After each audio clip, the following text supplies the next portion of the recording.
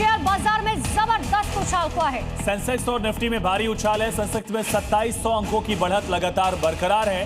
Pre opening में भी 2500 अंकों की बढ़त थी और इसके बाद जैसे मार्केट खुली ये रिफ्लेक्शन लगातार बना हुआ है। क्या एक रिकवरी मार्केट में दिख रही है? बड़ा सवाल, क्योंकि 2600 अंकों की बढ़त से ज्यादा इजाफा लगातार सुबह 9:15 बजे से ही बना हुआ है। तो शेयर मार्केट जो पूरी तरीके से तहस नहस होता हुआ पिछले कुछ समय में नजर आ रहा था, लगातार गिरावट दर्ज की जा रही थी। आज सुबह सवेरे 5:30 और एक और बड़ी खबर आपको बता दें, सोने और चांदी के दाम में जबरदस्त उछाल देखा जा रहा है। चांदी में 12,000 रुपए का उछाल हुआ है और चांदी बढ़कर अब 2,44,000 प्रति किलो पहुंच गई है। सोना 1,53,000 प्रति 10 ग्राम है। सोने की कीमतें भी 1,46,000 45,000 तक पहुंच गई थी और इसमें भी लगातार गिरावट दर्ज की जा रही थी। सोना चांदी दोनों की कीमतों में लगातार गिरावट देखी जा रही थी, लेकिन युद्ध के सीज फायर के ऐलान के बाद अब ये बदलाव दिख रहा है। सीधा रुक करेंगे, योगेंद्र कपूर जी हमारे साथ बने हुए हैं। योगेंद्र जी, क्या अब मार्केट रिकवर करेगी? क्या सोने चांदी की कीमतों में फिर से बढ़ोतरी दिखेगी? देखिए, सबसे पहले मैं ये कहना चाहूंगा कि जो डेवलपमेंट हुई है वो एक एक्सट्रीमली पॉजिटिव डेवलपमेंट है।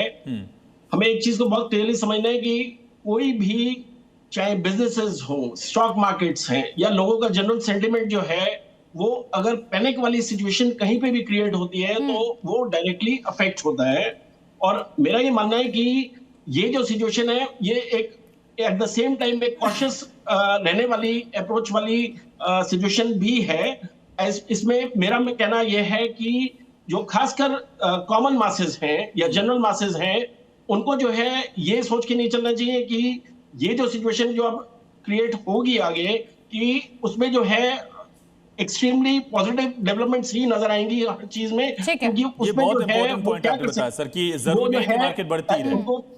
पैनिक जो है, जो सिचुएशन, उसको समझ के, और ऐसा नहीं करना चाहिए कि मेजर अपने डिसीजंस जो है इन टर्म्स ऑफ इन्वेस्टमेंट जो है। एक बात जरूर यहाँ पर समझाइएगा, जो दर्शक जी न्यूज देख रहे हैं, क्योंकि अभी सिर्फ 2 हफ्ते के लिए सीज फायर हुआ है, ऐसे में लगातार सोने और चांदी में लोग निवेश करते हैं, सेफेस्ट माना जाता है इसे निवेश के तौर पर। तो अगर, क्योंकि खतरा भी पूरी तरीके से टला नहीं है, सिर्फ 2 हफ्ते के लिए टला है, आने वाले समय में हो सकता है कि स्थिति कुछ और भी हो, तो ऐसे में क्या इन्वेस्टमेंट करना सोने और चांदी में सही रहेगा लोगों के लिए? देखिए, मेरा ये कहना है कि ये बहुत जरूरी है लोगों को समझना कि ये एक शॉर्ट टर्म रिप्रीव वाली सिचुएशन है एट द मोमेंट जो है। और अगर उन्हें इन्वेस्टमेंट करना ही है, और स्पेसिफिकली मैं गोल्ड और सिल्वर में कहूंगा, अगर उन्हें इन्वेस्टमेंट करना है तो वो गोल्ड में करना चाहिए, और वो भी उनको लॉन्ग टर्म पोजीशंस लेनी चाहिए, क्योंकि शॉर्ट टर्म के अंदर मैं ये मान के चलता हूं कि अभी एनवायरनमेंट जो है वॉलेटाइल है। और अगर जो है इस वॉलेटाइल माहौल में भी, इस वॉलेटाइल मार्केट में भी जो छोटे इन्वेस्टर हैं वो क्या करें? क्या वो मार्केट में पैसा डालें, एक साथ डालें, छोटा अमाउंट डालें, क्या करें वो? देखिए, मेरे 2 सजेशंस हैं। एक तो ये कि अगर उनको इन्वेस्टमेंट करना ही है तो उनको इन गोल्ड और सिल्वर में, गोल्ड के अंदर इन्वेस्टमेंट करना चाहिए for a long term period, और at the same time SIP करें, मंथली या वन टाइम करें। हाँ, एक चीज जो बहुत जरूरी है वो ये कि जो एक लोअर तबके का या एक मिडिल क्लास का आदमी है, उसको किसी भी सिचुएशन में अगर गोल्ड या सिल्वर में इन्वेस्टमेंट करनी है तो उसको पैसा बोरो करके जो है इन्वेस्टमेंट नहीं करनी चाहिए, क्योंकि जैसा मैंने बोला कि एनवायरनमेंट क्योंकि वॉलेटाइल है, तो उसमें जो है अगर उनके एक्सपेक्टेड रिटर्न्स उन्हें नहीं मिले ओवरऑल लॉन्ग टर्म पीरियड, तो उसमें उनकी जो ग्रोथ है ओवरऑल वो नेगेटिव भी जा सकती है। ठीक है सर, ये बहुत अच्छी बात योगेंद्र जी आपने बताई कि देखिए, अगर लोग सोने और चांदी में इन्वेस्ट करने की सोचे तो शॉर्ट टर्म इन्वेस्टमेंट नहीं, लॉन्ग टर्म इन्वेस्टमेंट कीजिए, क्योंकि अभी का माहौल जो है वो बहुत ज्यादा अच्छा नहीं है। मैं लौटूंगी आपके पास।